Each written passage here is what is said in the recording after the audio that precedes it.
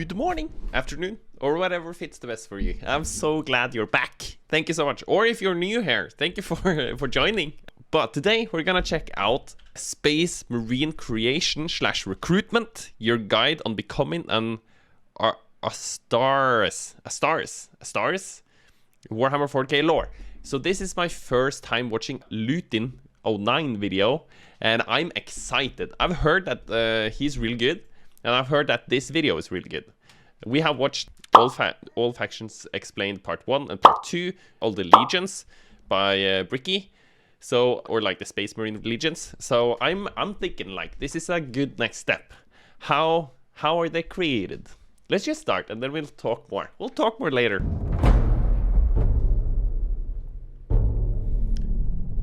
𝗦cie𝗰𝗶𝗹𝘀 in the grim darkness of the far future. Sounds like 40k. There's only war. Sounds like 40k. To me. Whoa, it's so epic. Epic. Epic. Is anything happening? How long is this gonna be? They shall be my finest warriors, these men who give themselves to me. Like clay I shall mould them, and in the furnace of war I shall forge them. They shall be of iron will and steely sinew. In great armour I shall clad them, and with the mightiest weapons they shall be armed. They will be untouched by plague or disease, no sickness shall blight them. They shall have such tactics, strategies and machines that no foe will best them in battle. They are my bulwark against the terror. They are the defenders of humanity. They are my Space Marines. And they shall know no fear. Oh, I got goosebumps in my beard, on my arms, in my neck, everywhere. That is epic. That is really epic. I just love it so much. Like, oh, you're probably gonna hate me just a teeny tiny bit, but when I started coming into Warhammer, or like before I got into Warhammer, I was very skeptical. I was like, oh, this bulky, big blue guys, what is going on there? It's just strange. But now, I'm just like, oh, they're so goddamn cool. Once you start to learn a little bit more about them, when you start to like put a little bit more context to why they are like they are, and why they look like they look and stuff like that, it's just so goddamn epic. They're the ultimate warriors. I love it. I'm sorry if my voice is a little bit weird. I'm still a little bit sick, so I'm sorry about that. Let's go.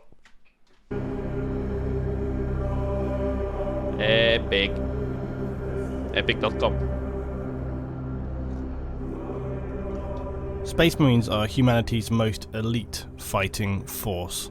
They're the defenders of civilization, but their immense power is forged through a harsh selection process, extreme genetic and body modifications. This grueling transformation kills many recruits. This, just look at this like choppy thing he has in his arm. That is so cool. He could just like take a human and just smash it to pieces. Is this a Space Marine? It's just so huge. Wow. And those who do this grueling transformation kills many recruits, and those who do survive it are left arguably barely human. The conversion from weak mortal to demi-godlike superhuman is one gifted to only a tiny amount of humans in the 41st millennium. An Astartes, when his transformation is complete, will be stronger, tougher, mentally more powerful by factors than an ordinary human. And while a Space Marine's prime mission is to protect humanity, their physical disparity from ordinary common humans can actually leave many Astartes to look down on these lesser common humans. While okay, Astartes. This word is coming, or like going over and over again here. Is that a different word for Space Marine? Or is it a word for something else?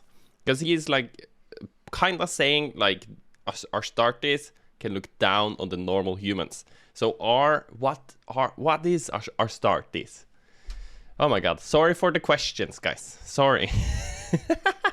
I've gotten so many comments on the previous videos, and I'm reading through, answering comments. I'm sorry if I haven't gotten to yours yet, but I'm getting so many great comments and so much good information, and I'm learning so much.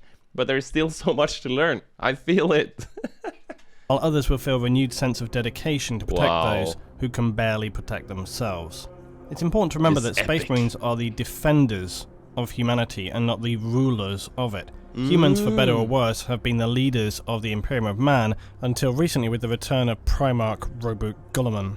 While the transformation of a human to Space Marine is complex, you'll often hear the terminology of a gene seed be used. Now, a gene seed is not literally a seed, but it is a specific organ that each Astartes carries with seed-like qualities. It's an organ? I was 99% sure it was like just a little thing in a veil or something that they were using in order to create them, but it's an organ? Wow. Organ that each Astartes carries with seed-like qualities. Oh. It's a term used to describe generally the genetic material of an Astartes.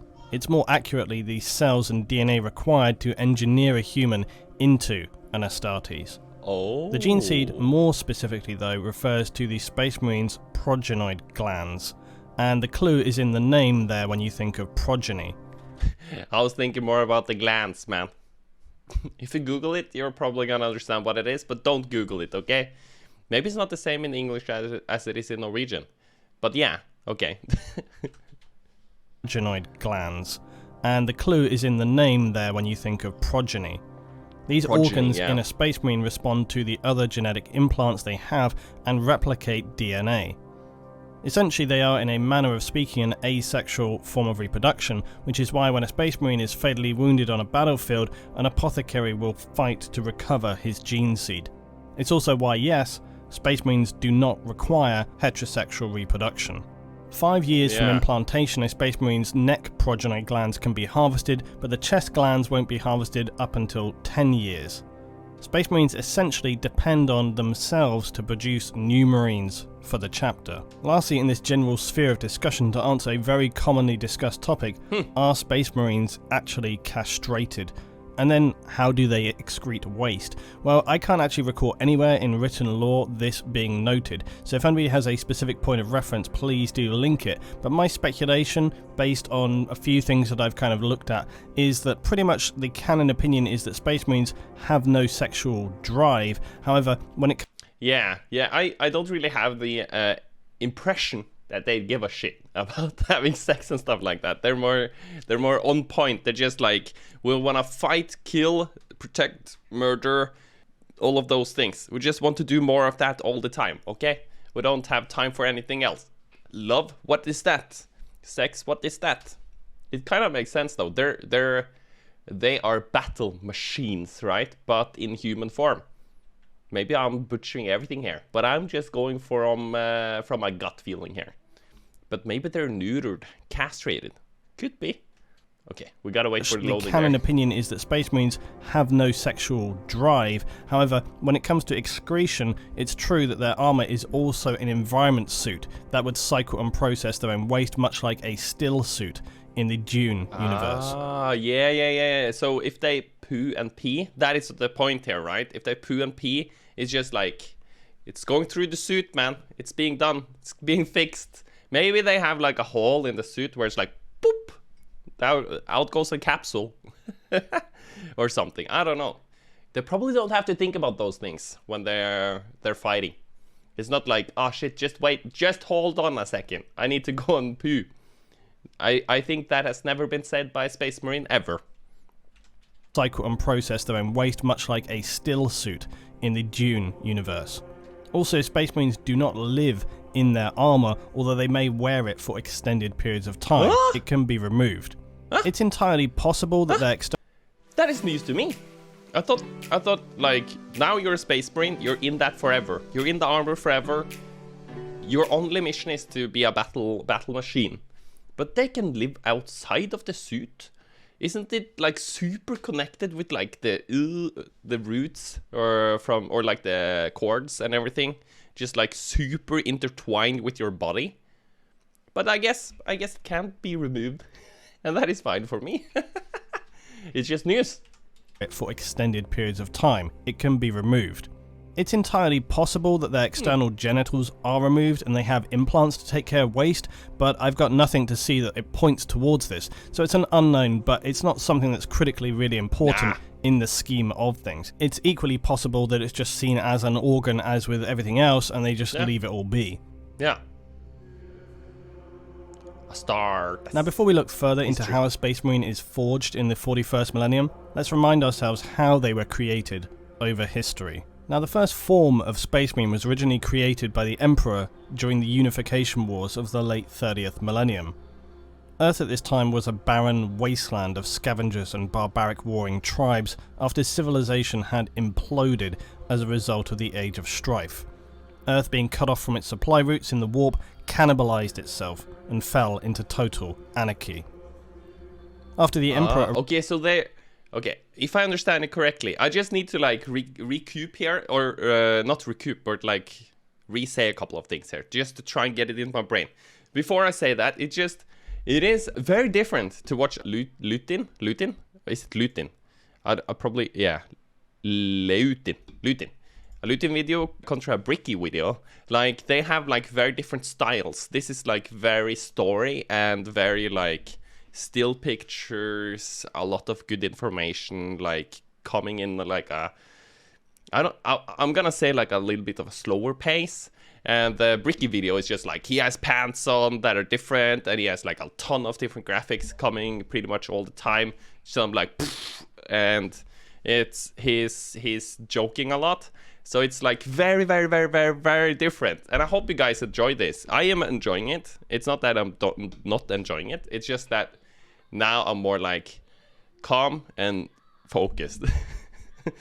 But yeah, so as I understand it, it was like chaos, or not chaos. Chaos is a bad word to use here, but it was like humanity went into like a lot of madness with like barbarians and like things were going off the charts.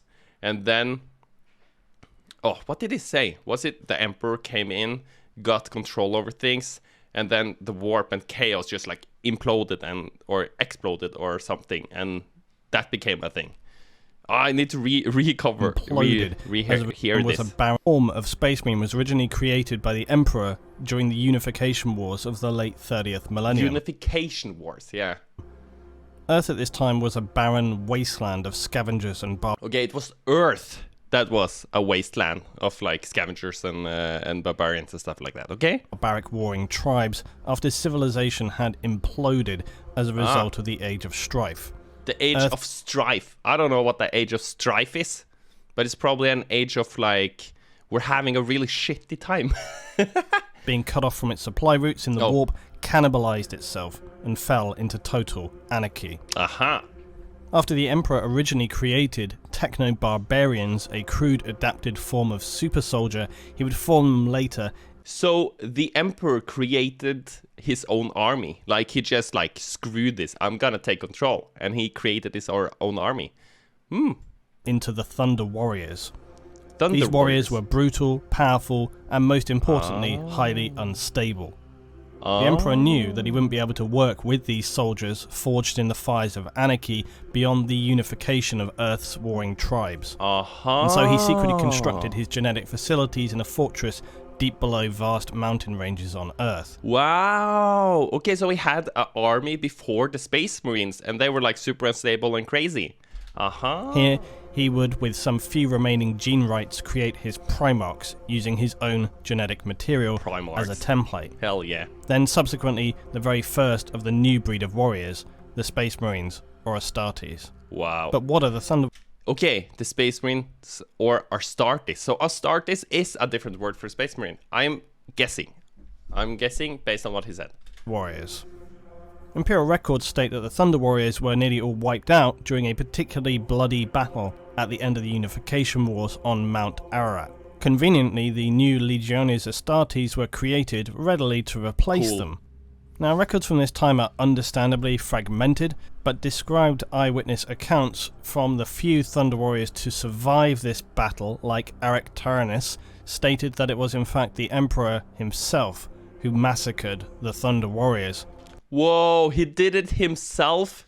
This Emperor guy, he must be like insanely hardcore. He must be so like badass. Now he's a carcass, but before he must have been like, basically like kind of like a god-ish, a little bit of a god. Others have stated that it was also for the Emperor. So in collaboration with his custodian guard. In several instances that occurred since this time where Thunder Warriors have appeared and faced their Astartes brothers, the Thunder Warriors have nearly always managed to inflict casualties beyond expectation before they are finally felled. Ooh, so the Thunder Warriors are kind of hardcore. They're actually really hardcore. That is cool. Is this the Thunder Warriors?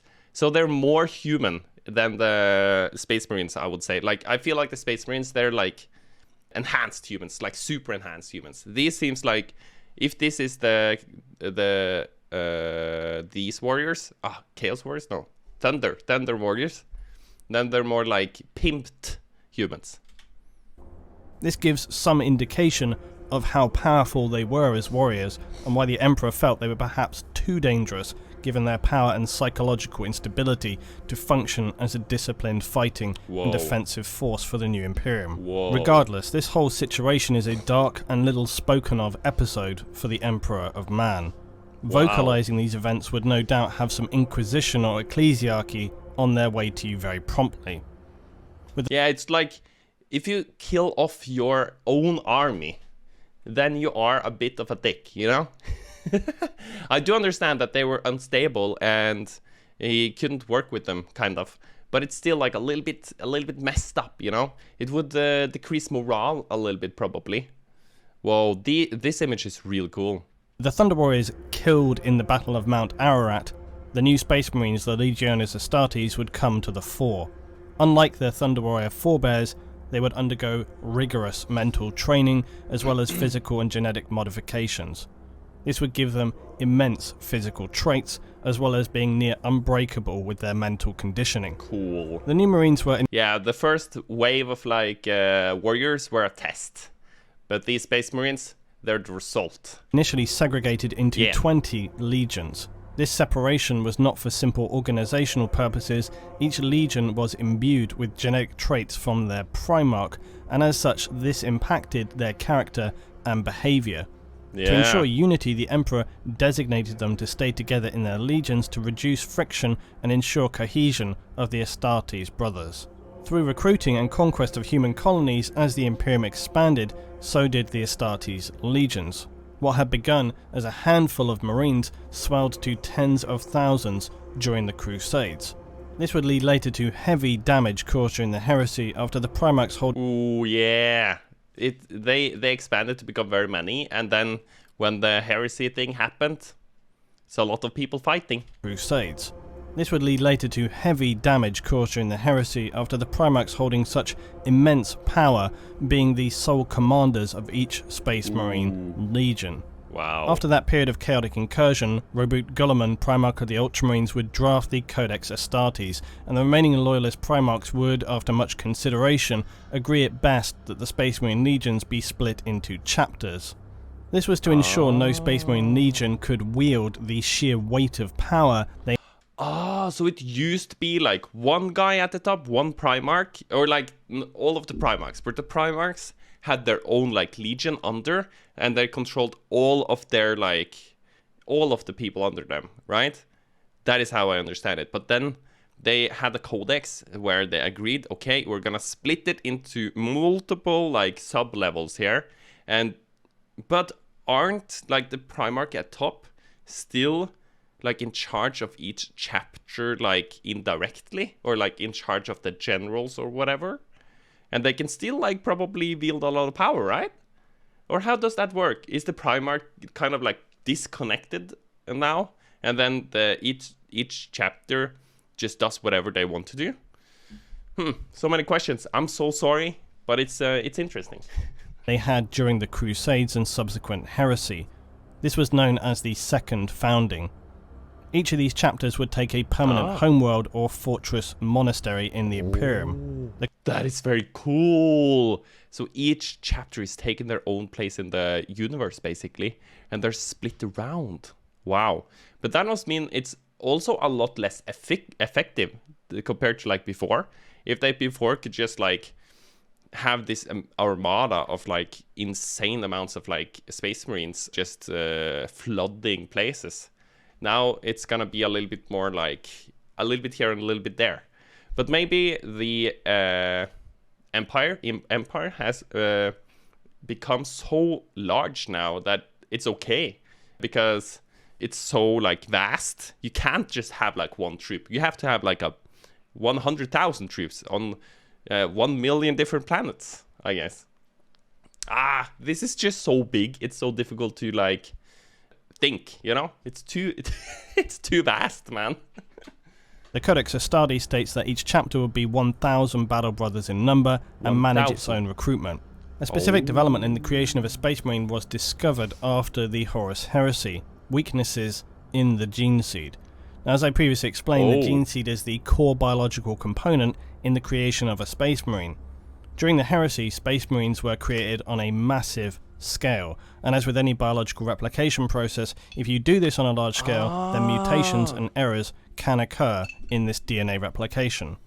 So another result of the implementation of the Codex Astartes by 𝗦cie𝗰𝗶𝗹𝘀 was to slow the process of creating a space marine, to more closely monitor their genetic material and the material implanted within new recruits to ensure purity and expunge defects. 𝗦cie𝗰𝗶𝗹𝘀 would also establish core genetic banks on Terra to ensure a stock of genetics existed.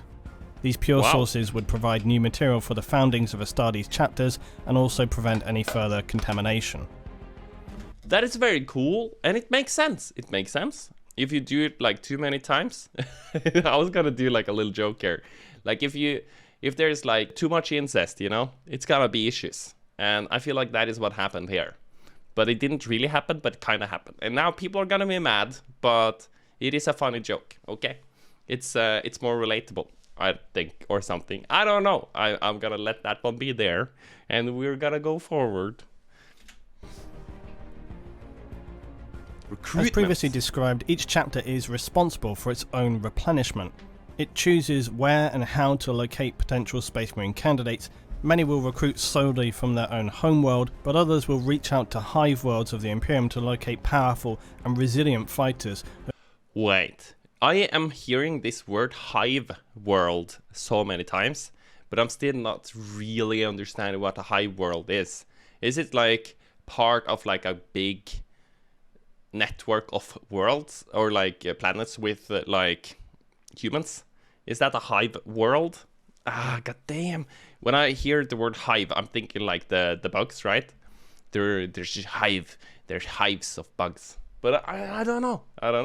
But it's really cool. So they mostly recruit from their own planet, but they can also go out to the hive worlds and get fighters from there, right? Yeah. Others will reach out to hive worlds of the Imperium to locate powerful and resilient fighters who have shown promise and an unnatural ability in combat, even potentially recruiting from gang fighters in hive cities. Feral planets can also be good for selection, as the humans here are physically tough and have to deal with daily hardships more frequently than some other Imperial planets. Yeah, if you go and like hire or recruit like a politician that has been like politicizing, I just found a new word, then he is probably not the best at fighting, you know? He probably doesn't have it in his blood. Wow. Come on. Hardships more frequently than some other Imperial planets. Surprisingly, less recruits actually appear from the militaristic worlds like fortress planets, maybe because although knowing the lives of military discipline, they haven't endured the true horror and hardships that come from the rougher ends of Imperial life. That is a cool fact. That is a very cool fact. Yeah, you might be a warrior, but you haven't seen shit. Wow. Any candidate for a Space Marine will be usually young, between the ages of 10 and 15 years old. Obviously they need to be strong, healthy, and fiercely loyal to the Imperium. For an Emperor! Often on worlds where recruitment occurs, young male humans who show exceptional skill or... I just realized something. Okay, so this is like the legions that are like have allegiance to the Emperor, right? These are going through the recruitment process. But what about the Chaos legions? Do they recruit more? And how do they recruit? Or do you just have to be a Space Marine from the get-go, and then they get turned over to chaos. Is that how it works? That there is no new like recruits for chaos. It's just like existing Space Marines going over to chaos. I think that might be the answer.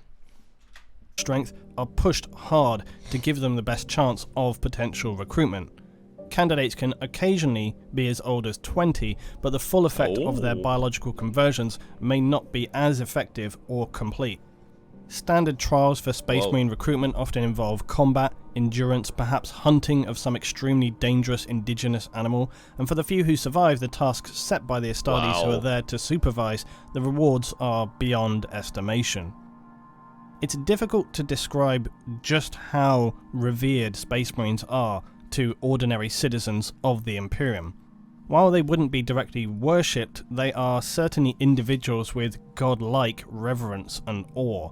Many humans in the Imperium will go their entire lives without ever even seeing an Astartes, and they may own... I'm just thinking about, like, if someone came to me and tried to recruit me for this, you know? If there was, like, this... Like, right now, I would probably say no, but... but I'm thinking, like, if I were in their position, where, like, the world is a little bit chaotic, it's maybe, like, a little bit gruesome, and then you've heard about these angels, this, like, stronger species almost, and you get the chance to become this like hero, legend, god figure. It's like, holy shit, it is a dream come true, you know? Wow. And then you're willing to go through a lot of crap to get there, probably, but at the same time there's probably a lot of people that are not ready for going through those kind of things. They don't see the value in becoming that strong, which I guess is why they're going for people that are like have seen horror, they have seen like the gruesome part of the world, because these people have more like stamina and grit, and they're ready to like conquer, and or maybe not conquer, but just survive. And that is what you need in order to be like going through the recruitment process, I guess. I'm sorry for speaking so much. I'm just like, or talking so much. I'm just like trying to get all of these like things into my brain and the emotions and just live into it a little bit, you know? Because if I just I think I'm kind of a visual learner, I guess. So I need to just make pictures of this in my head in order to remember, you know? Only arrive on an Imperial planet once in a generation.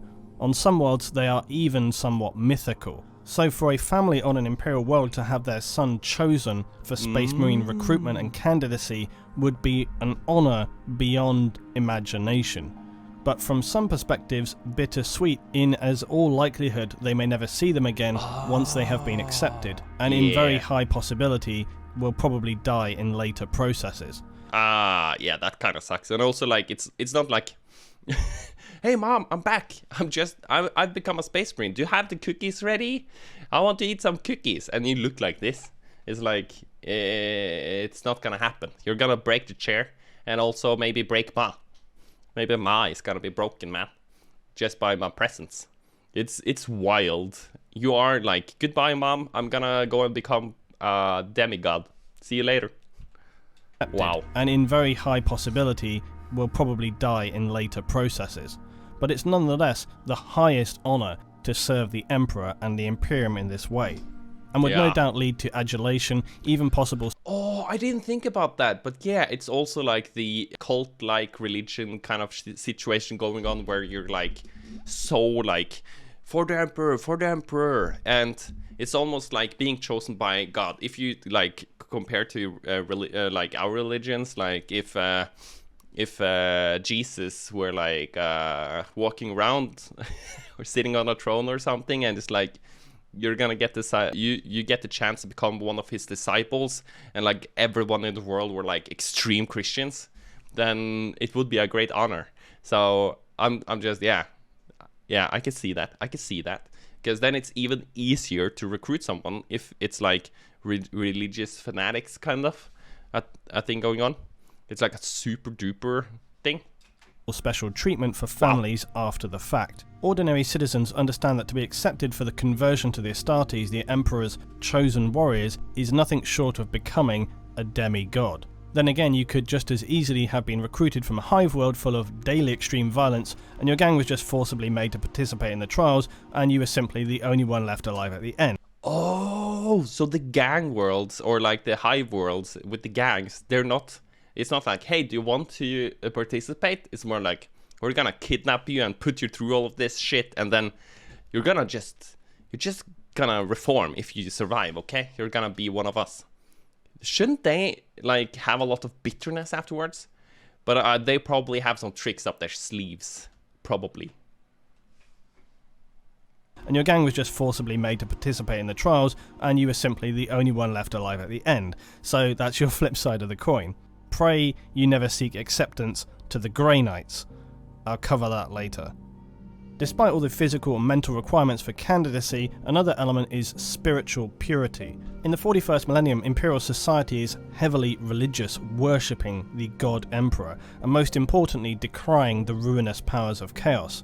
Chaplains and the ecclesiarchy will continually monitor society around Astartes' recruitment sources to ensure that there are no signs of taint by the dark forces of chaos. Wow. Aspirants. With the easy part over this. I'm sorry for butchering all the words. I feel so bad.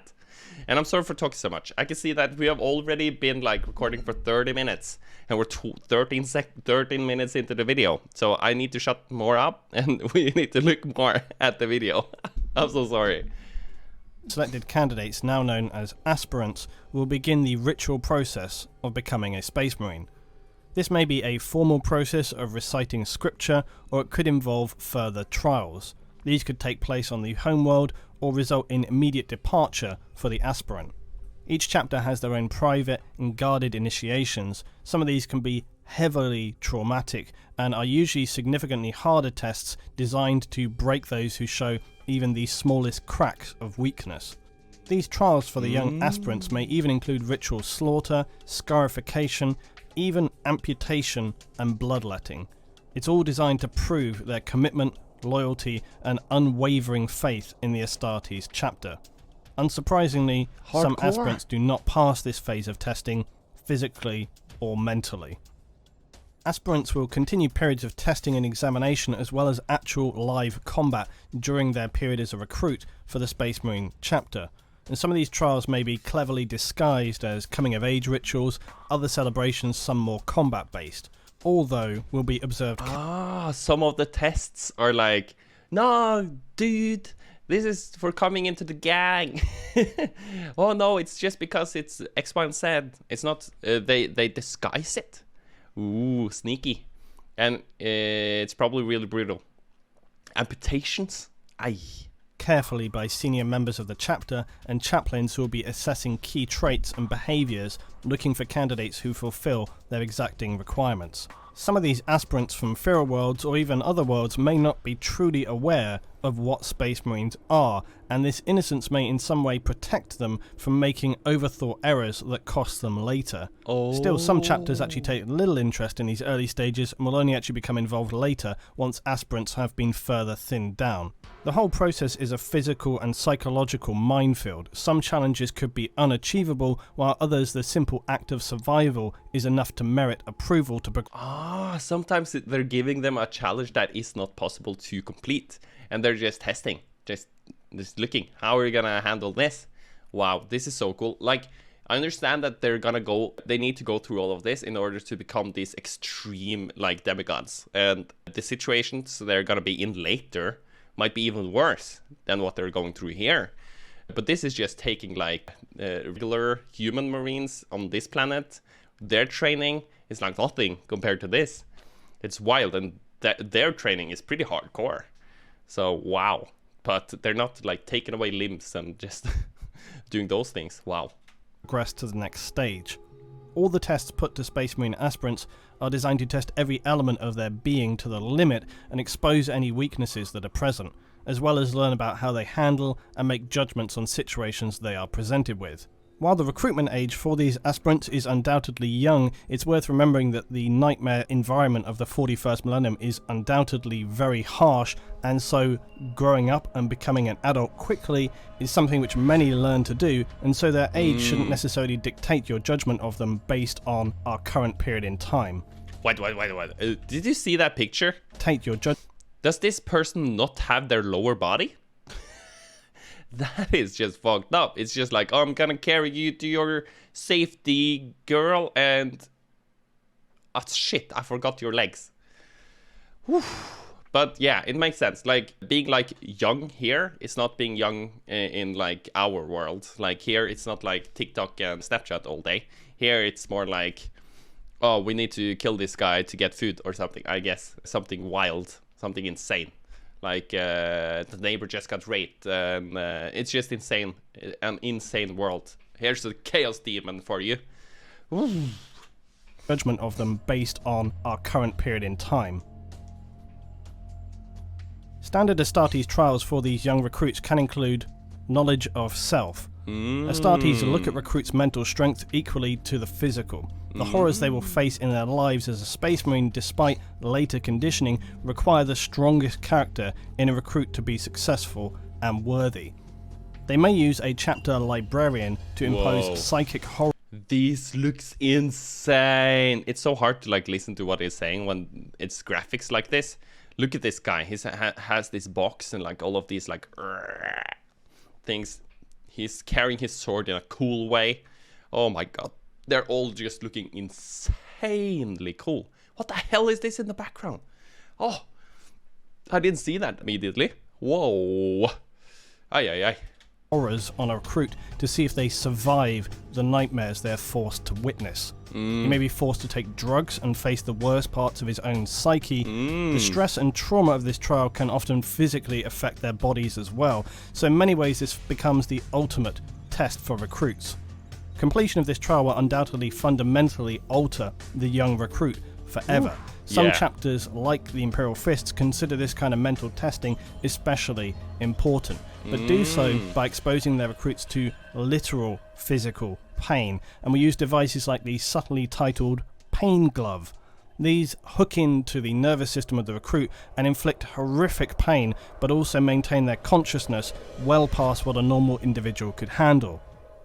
Whoa, that is hardcore. Whoa, The result will either be a mentally toughened but probably scarred individual, or a complete mental breakdown and death. An obvious and standard test for many recruits is exposure. Most worlds of the Imperium have unforgiving environments, and so sending out recruits into these wastes with little to survive with is an easy way to tell who is strong enough as a candidate. Space Marine apothecaries can rebuild damaged individuals, so the test is less of can you survive without consequences, and more simply, can you survive? Wow, yeah, you can probably come back like super broken there and just like bam, bam, bam, bam, bam. Now you're back to normal, man. Wow. Worlds are severely irradiated, frozen wastes, toxic wastelands, or ashen wastes, where planets have suffered total ecological collapse. Alternately, a planet could also be a literal jungle full of horrific creatures, small and large, ready to tear you to pieces or just melt your face off. As stated, the test is simple: survive for a set period of time. It will also likely involve some object of crossing a distance from A to B, so as to avoid recruits just digging a hole somewhere and sitting in it until time has elapsed. Yeah, we can't have that. Just cheaters. Damn, I wonder if they get like good weapons, or if I guess it depends on the situation. Sometimes they probably get like decent weapons if that is the only way to survive, basically, and then sometimes you just have to do it bare hands. Oh, these trials seems to be like just imagine movies made of this. It would have been like the greatest movies. Some of the tests could well be impossible to complete and are simply assessing who can survive longest or travel furthest before dying or near death. The Ultramarines and Space Wolf chapters are known to favour exposure testing. A fairly self-explanatory trial, recruits are pitted against one another in one-on-one combat. Whoa. When the last few remain, the assessing Astartes will usually halt the assessment. The type of duel could vary between armed or unarmed combat, consecutive combat, or recruits switching out on completing rounds. There is one constant though, and that is it's always a fight to the death. Again, apothecaries are able to heal most ordinary human wounds with ease, so these fights are often fairly no-holds-barred brutal affairs. Wow. Amputation and heavy trauma being the norm. Unsurprisingly, duels are the Blood Angels trial of choice, but others such as Dark Of course, Blood Angels, they like this. Angels, Imperial Fists and Space Wolves also put this trial to their recruits. Yeah. War is life in the Imperium, and although some worlds know this more than others, planets used for recruitment usually have some form of regular combat going on. Yeah. This trial is less a trial and more a means of assessing potential candidates.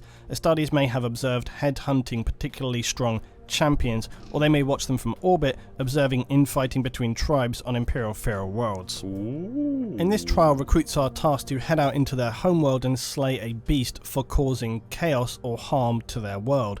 Many Imperial worlds host highly dangerous life forms or worse, orc infestations. Or worse, orc infestations. Wag!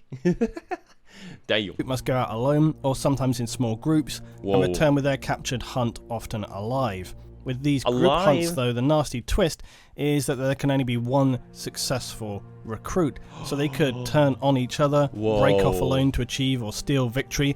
I personally question the validity of this test. Fighting to the death to show strength over others seems plausible, but setting out in as a group, but then betraying other recruits seems to go kind of against the traits Astartes look for in recruits. Oh yeah, yeah. Like you want a team player, right? That is important.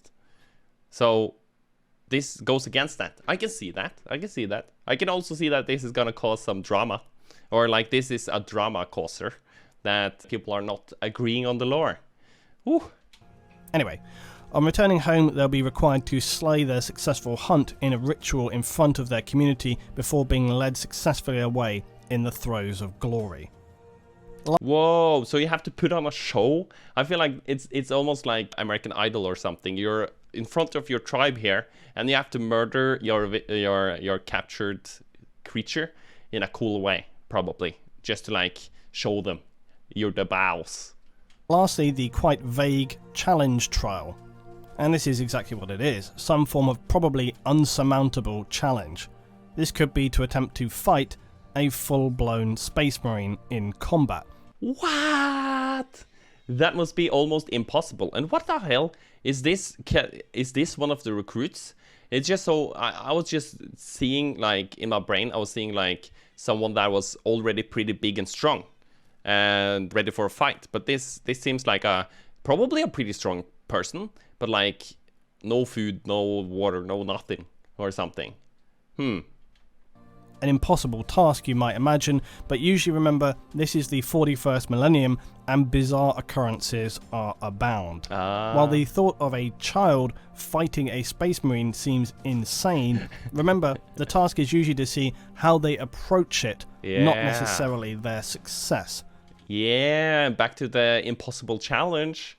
In some extremely rare situations though, the aspirant may actually beat the Space Marine challenger. As completely impossible as this may seem, that individual usually will hold some unusual or rare power and will go on to become a legendary hero of the chapter. The aspirant will also usually be armed, while the Space Marine unarmed and without his power armor. Oh, without his power armor? Oh, that makes everything so much cooler. I've heard that they can like withstand pretty like heavy fire and like can survive a lot without their armor on. But still, like if you are armed and he's unarmed, wow, that makes the whole thing so much more epic. Because then you have a little bit more chance. If he has his armor on, then it's probably like almost zero chance, right? But it's still almost zero chance. It's wild. Still, as with most of the former trials, the test here is really about if they can just survive at all, not so much best their opponent. Other arguably more horrific tests though could be non-combat based and test a recruit's strength, speed, mental skill or resistance to toxins. So they might for example be forced to drink nightmarish toxic chemicals, lift weights so heavy they break their bones apart, or evade some kind of horrific dangerous trap. Recruits deemed to have succeeded by whatever standards, however unlikely, will then be restored by chapter apothecaries. Ultramarines and again Imperial Fists favour these trials. Wow, imagine going through that. A great many recruits will not survive this stage of assessment, but even those who fail to be accepted but by some miracle survive will usually be heavily respected for having done so, not just by their families and friends, but by the assessing Astartes. Having done no wrong but maybe just not made the cut, these surviving but unsuccessful aspirants who were assessed on their home world may return to their former communities, a rare occurrence. Whoa. Or they may continue on to serve the chapter as a serf, a menial but loyal servant who takes personal care of, say, a marine's armour and weaponry. Those returned to their homes are extremely few, but surprisingly are not perceived as failures. It would be made clear to all that having just survived, they have shown sheer strength and integrity as an Imperial citizen. They would then likely go on to become a strong leader for that world as Imperial Guard, Planetary Defense Force, or some other leadership. Wow. Wow. Successful aspirants will now become Neophytes. They will move on to the next stage. Neophytes? That is the next step? Wow. Where they'll begin the early stages of conversion to a full Space Marine with the initial implantation of the gene seed and chemical adaptation of their genetically enhanced organs. Look at this crowd. That's a spooky crowd of people, man. Holy shit. And also his chest is just like open with like the gruesome like... Wow. I feel like everything became even darker. This is starting to become like, from just interesting, it's starting to go over to like, whoa, this is, but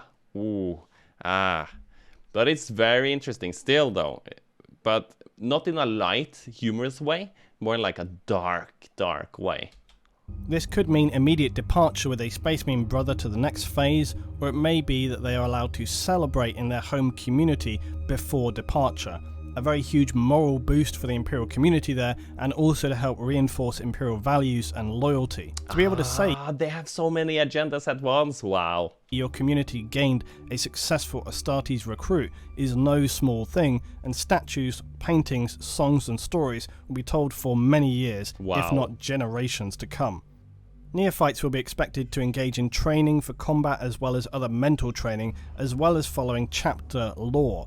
If a neophyte should break chapter lore through ignorance or unthinkably by deliberately doing so, they will expect severe punishments. Damn. A neophyte breaking chapter lore will not simply be thrown out, they would likely be mind scrubbed, live out their lives as either, best case scenario, chapter serfs, being menial servants, or worse, forcible amputation and body conversion to life as cybernetic drones and...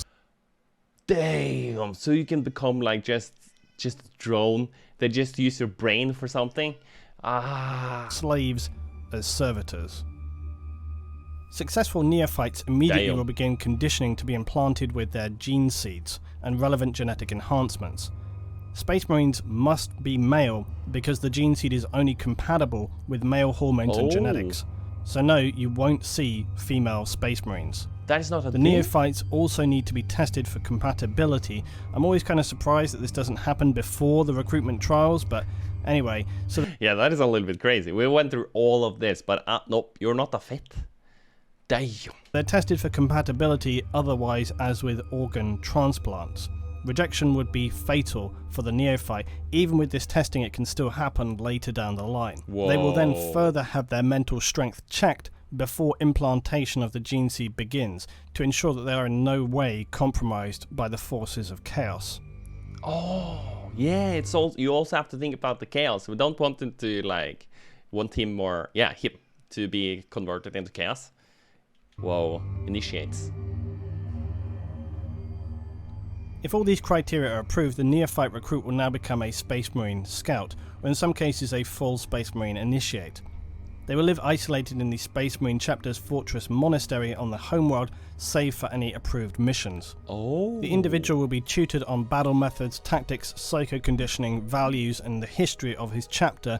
The reason these early Marines are titled Initiates is because it is still unknown as to whether they will even survive to the final end process of becoming a full battle brother.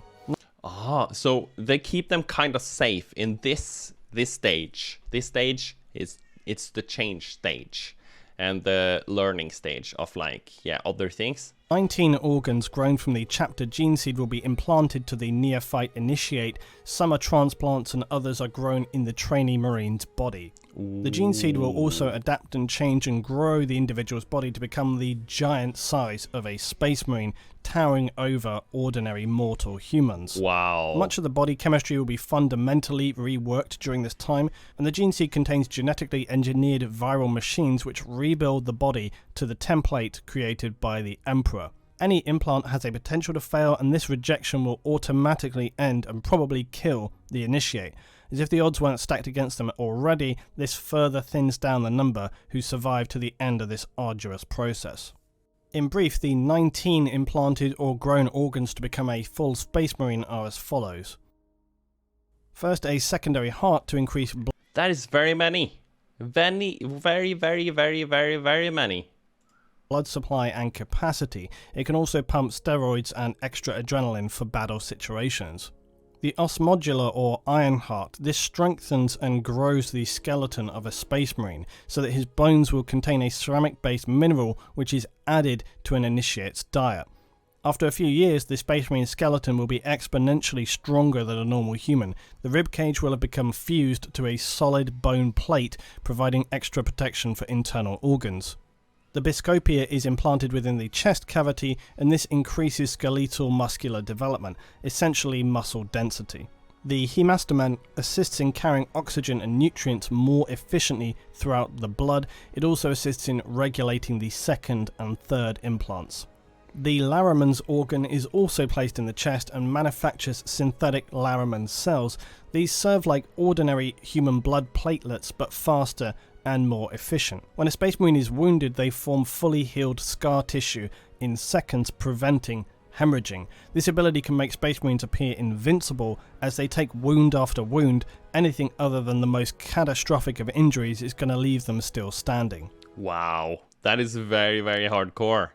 Holy shit. The catalepsion node is implanted in the back of the cerebrum. It allows Space Marines to avoid the need for sleep, entering them into a form of ongoing coma, allowing their brain the ability to systematically recharge by individual parts at a time. This enables them to stay on duty for hundreds of hours. The seventh implant is the 𝗦ci𝗰𝗶𝗹𝘀. It functions as a decontamination chamber above the stomach and will analyze ingested materials, neutralizing any organic or inorganic toxins. It also enables Astartes to eat materials for sustenance that would kill ordinary humans. Materials? Like, what? The omophagia is implanted in the upper spinal cord. It absorbs information through ingested DNA and RNA related to memories. The purpose is to gain tactical or survival information by eating animals or life forms indigenous on a planet. In addition to a second heart, Space Marines also have multi-lungs as their 9th implant. 3 in fact. This is to give them extra oxygen absorption in thin air environments. In a toxic environment, their ordinary lungs are shut off to allow the 3rd lung to act as a filter for any necessary toxins. The 10th adaptation is the ocular lobe. It's a gene seed adaptation that enhances eyesight along the optic nerves. This gives increased accuracy of vision and increased low light sight ability. It does make sense that they are like kept safe in this process, because like it's probably when you go through these changes, you're probably in like a weak spot, I guess. You're not, maybe your eyesight isn't working for a while because you're like getting these new features, or your lungs are just like very like shitty because you're going through like some changes.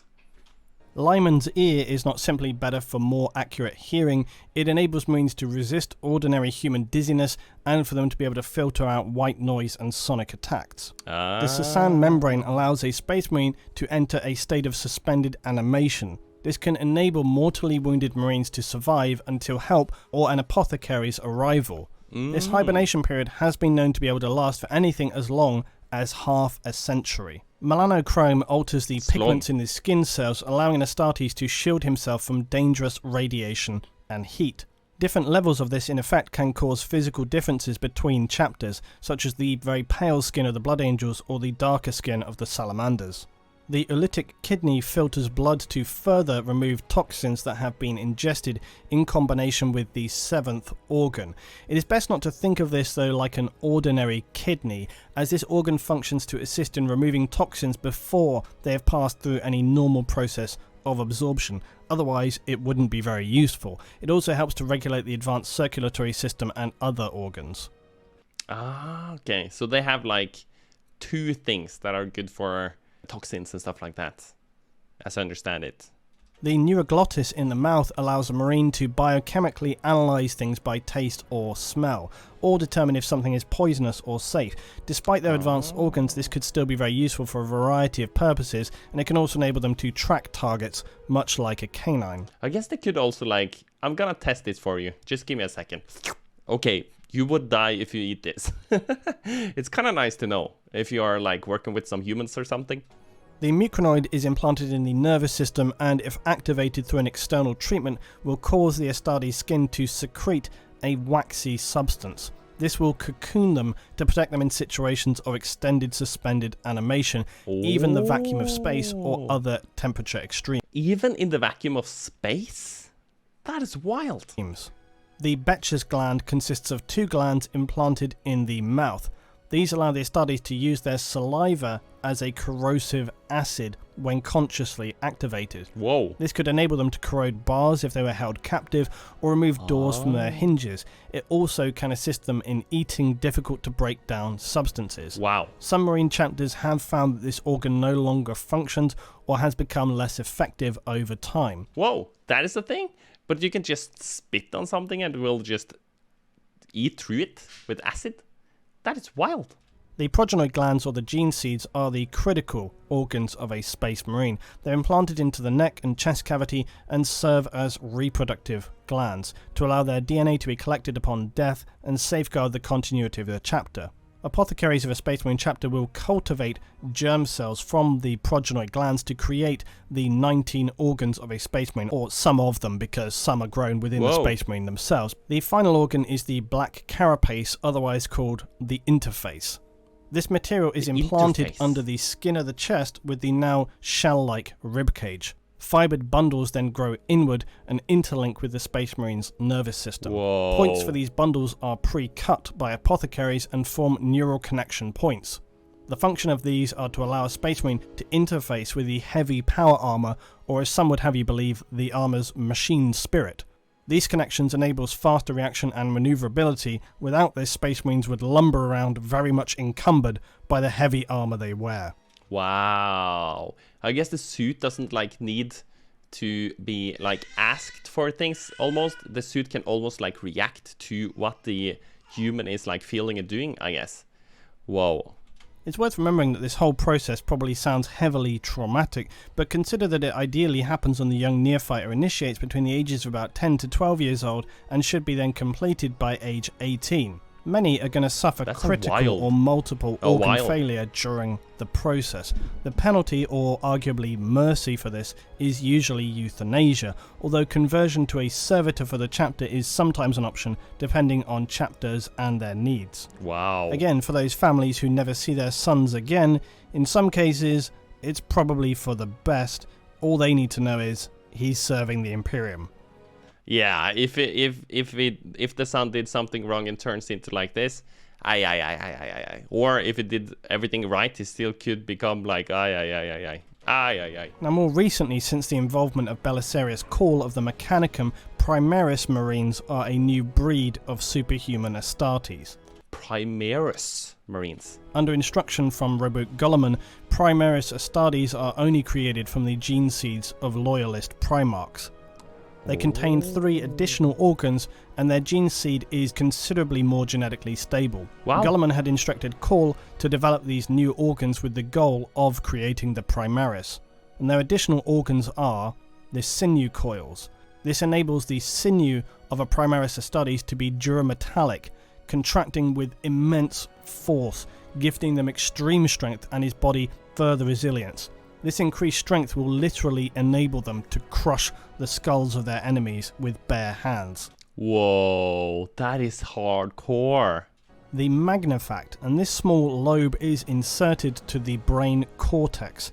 It secretes a hormone to increase the body's growth functions, with the goal of also intensifying further functions of the other implanted organs. Apparently, this organ is in fact half of the immortis gland, the god-maker gland of the Primarchs. For undisclosed reasons, Core was only able to discover the right half of this gland, not the full gland itself. The left half had been fully eradicated from Imperial records by either the Emperor himself or others unknown. And third, the 𝗦cie𝗰𝗶𝗹𝘀 furnace. This organ lies dormant and connects to both a marine's hearts.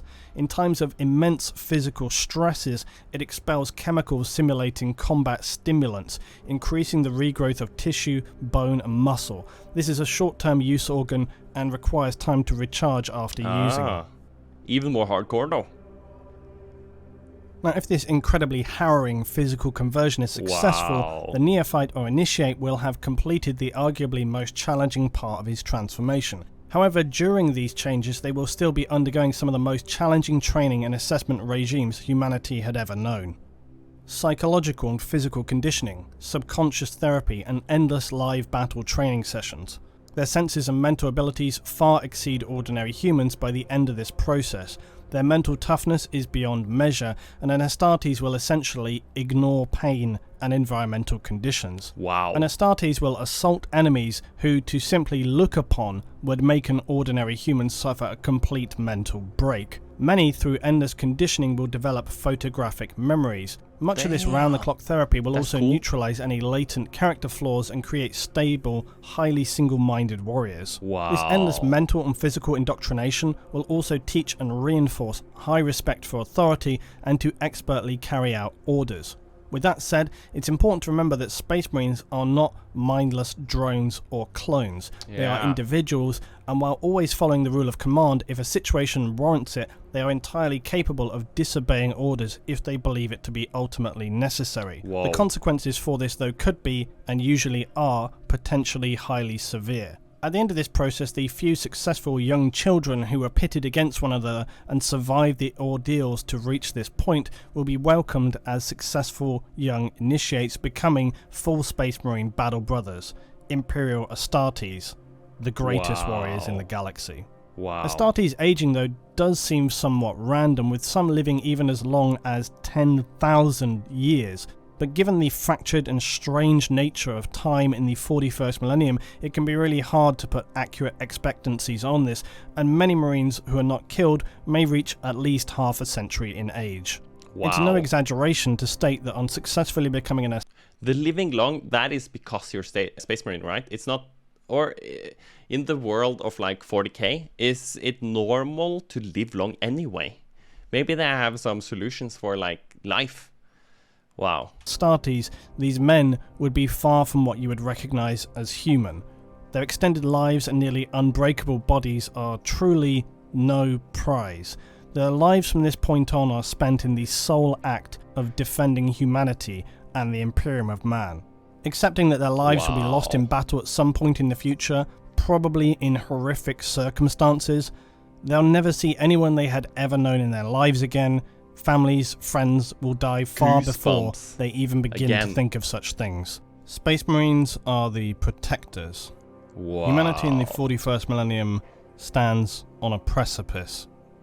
We've known many horrors, disasters, and catastrophes, the ending of many worlds, but the next millennia will be the most critical. Threats surround humanity, some still difficult to gauge just how severe and if we can resist them. Our hope is in the Astartes, and the Imperium of Man, and the Emperor. With the Primarch 𝗦cie𝗰𝗶𝗹𝘀 returned, there is a glimmer of hope in the darkness.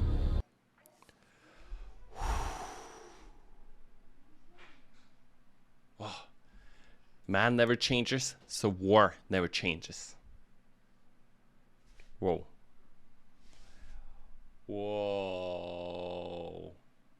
Is there more here? Is that the end? Yeah. Oh my god. Wow. Thank you so much for watching. This was... I feel like I started into this video with like jokes. I was like happy. I was like, ah.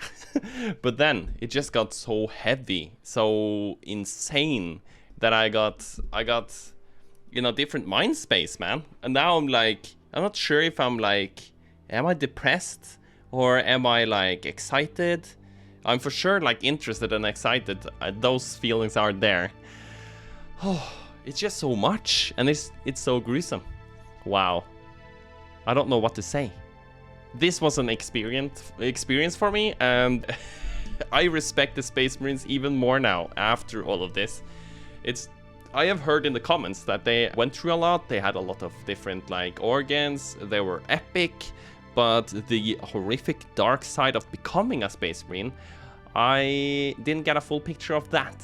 But I'm starting to see it now. Holy shit. If you like content like this, then you should check out the other videos I have on my YouTube channel. Also, Discord link in the description, Twitch link. I stream there 5 times a week. And I'm planning to maybe incorporate some Warhammer into my streams. Right now it's been a lot of like building games and stuff like that. But I think I'm gonna do some Warhammer games or reactions there. But you should come and stop by and say hi. And thank you so much for all the support. I love you guys. You guys are fantastic. And I'll see you in the next one. Bye. Bye-bye.